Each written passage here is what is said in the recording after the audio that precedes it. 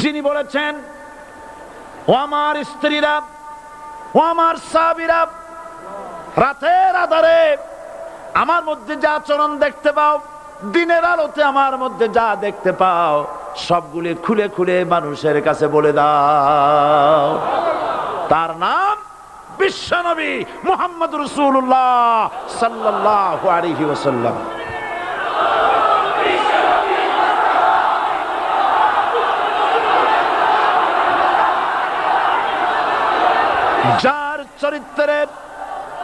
যার চরিত্রের সার্টিফিকেট আল্লাহ রাব্বুল আলামিন নিজে দিচ্ছেন, ওয়া ইন্নাকা লাআলা খুলুকিন আযীম। নবী হে, উন্নত চরিত্রের উপরে আপনি প্রতিষ্ঠিত। সুবহানাল্লাহ। কে সার্টিফিকেট দিচ্ছেন? আযীম, আযীম। আরবিতে চওড়াকে বলা হয় আরিদ, গভীরতাকে বলা হয় আমিক।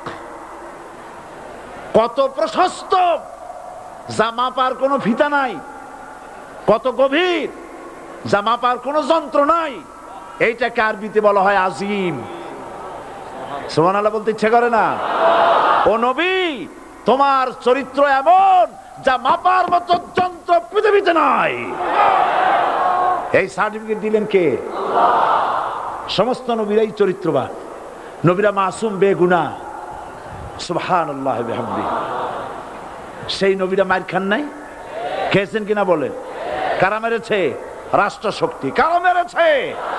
কারণ নবীরা বলেছেন লা ইলাহা ইল্লাল্লাহ।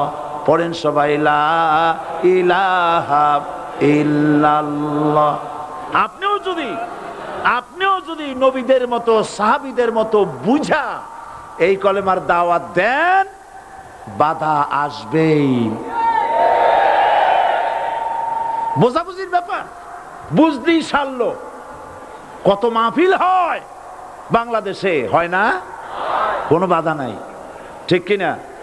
কত পূজা হয়, পার্বণ হয়, গান হয়, থিয়েটার হয়, গুনাহগার বিবির গান হয়, কত কিছু হয়। কোনো বাধা আছে? তাফসীরের মাহফিলে বাধা। কারণ ওরা বুঝতে পেরেছে এ তাফসীরের মাহফিলে গাজীর গীত হয় না, এ তাফসীরের মাহফিলে আল্লাহর সার্বভৌমত্ব কায়েমের আন্দোলন চলে।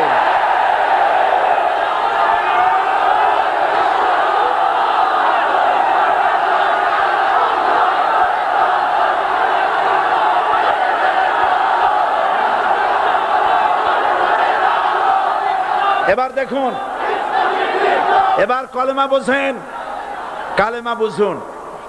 বঙ্গভবনের সামনে দাঁড়াইয়া, গণভবনের সামনে দাঁড়িয়ে আপনি যদি কালেমার জিকির করতে থাকেন, লা ইলাহা ইল্লাল্লাহ, লা ইলাহা ইল্লাল্লাহ, লা ইলাহা ইল্লাল্লাহ, লা ইলাহা ইল্লাল্লাহ, 2-1 ঘন্টা, 2-4 ঘন্টা, দেখবেন অফিসাররা এসে বলবে, না জানি কোন খাজা বাবা আসছে, আসেন আসেন, নিয়ে খাইতে দেবে, হাদিয়া দেবে।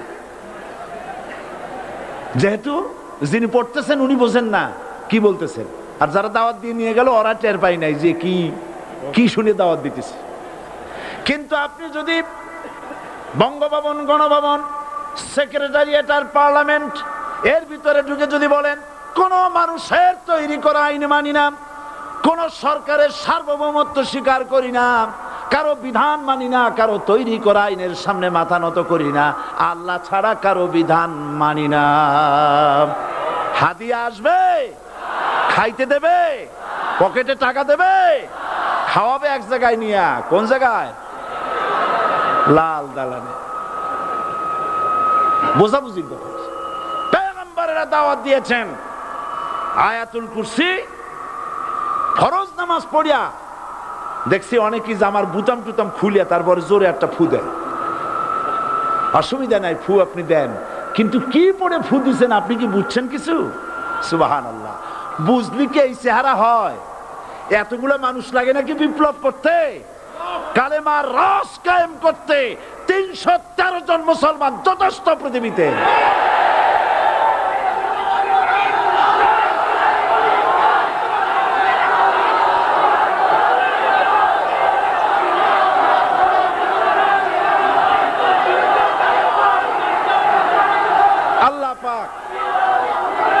কারীমের মধ্যে আল্লাহ পাক বলেছেন এমন একজন নবী পাঠাই নাই, ইয়া হাসরাতান আলাল ইবাদ, বান্দার উপরে আফসোস। আহারে, কে বলতেছেন? আমার আল্লাহ। বলেন আমার আল্লাহ। তিনি আফসোস করছেন, আফসোস একজন পয়গম্বর এমন পাঠাইলাম না, একজন রাসূল পাঠাইলাম না যার সাথে এরা ঠাট্টা করে নাই, বিদ্রুপ করে নাই, পাগল বলে নাই, মারে নাই। আহা, অপরাধ কি? আল্লাহর সার্বভৌমত্ব প্রতিষ্ঠার অপরাধ। হযরত ইব্রাহিম আলাইহিস সালাম তিনি যখন এই কালেমার দাওয়াত দিয়েছেন নমরুদের বিরুদ্ধে, নমরুদ বলেছে মান আসাদ্দু মিন্না কুওয়া, আমার চাইতে শক্তিশালী আর কে আছে? আনা রব্বুকুমুল আলা, আমি তোমাদের বড় প্রভু। নাউজুবিল্লাহ। কই থেকে একটা তুমি বলছো লা ইলাহা ইল্লাল্লাহ, আমি তো ইলাহ। হযরত ইব্রাহিম আলাইহিস সালাম কি কালেমার দাওয়াত পেশ করার অপরাধে অগ্নিকুণ্ডের ভিতরে ফালাবার ব্যবস্থা হয়ে গেছে। আল্লাহ পাক সব ঘটনা কোরআনে বলে দিয়েছেন কিনা বলেন? কেন বললেন এই সমস্ত কথা? এই জন্য বলেছেন ফেরাউন মরে যাবে, নমরুদ মরে যাবে, কিন্তু তাদের প্রেতাত্মারা যুগে যুগে তারা বেঁচে থাকবে। আগুনের ভিতরে ফালাবার ব্যবস্থা হয়েছে। আল্লাহ পাক বলে দিয়েছেন আমার রাস্তায় যদি চেষ্টা করো, জিহাদ করো, আমার সাহায্য তোমরা পাবে।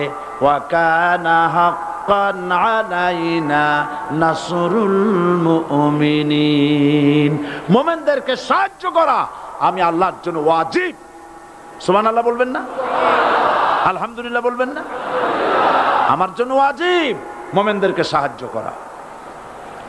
ইব্রাহিম আলাইহিস সালামকে আগুনে ফেলানো হচ্ছে।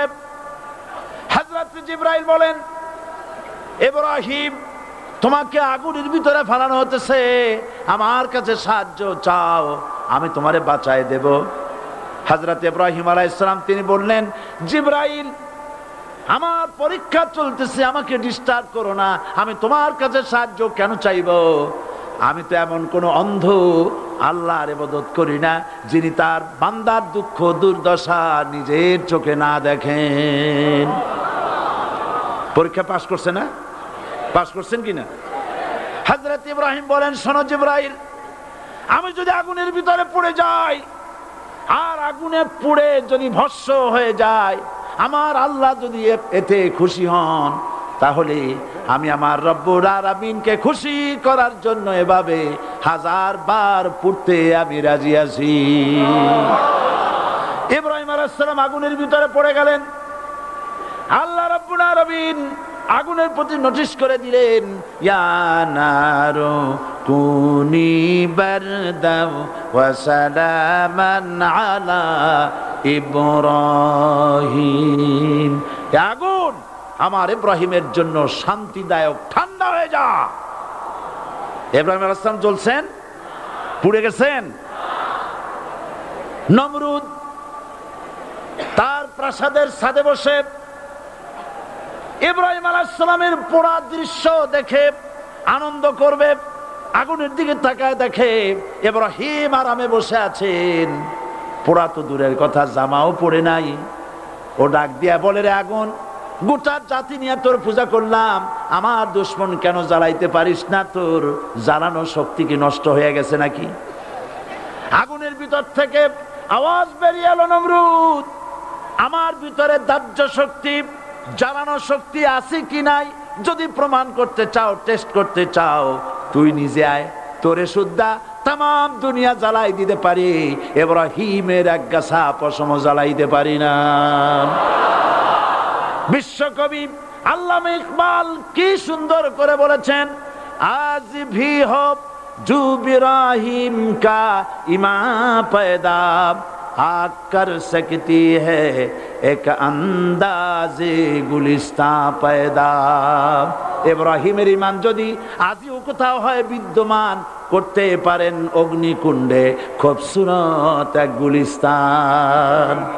এখনো যদি ইব্রাহিমের সন্তানদেরকে আগুনের মধ্যে ফেলে দেওয়া হয়, আর ইব্রাহিম ঈমান যদি থাকে আগুনকে ফুলের বাগান বানাবার ক্ষমতা আল্লাহর আছে। চিরকাল আল্লাহ পাক এই কালেমাকে দিয়েছেন আল্লাহর সার্বভৌমত্বকে প্রতিষ্ঠা করার জন্য। আয়াতুল কুরসি শুধু পড়ে বুকে ফু দেওয়ার জন্য নয়। পড়েন আমার সাথে, আল্লাহ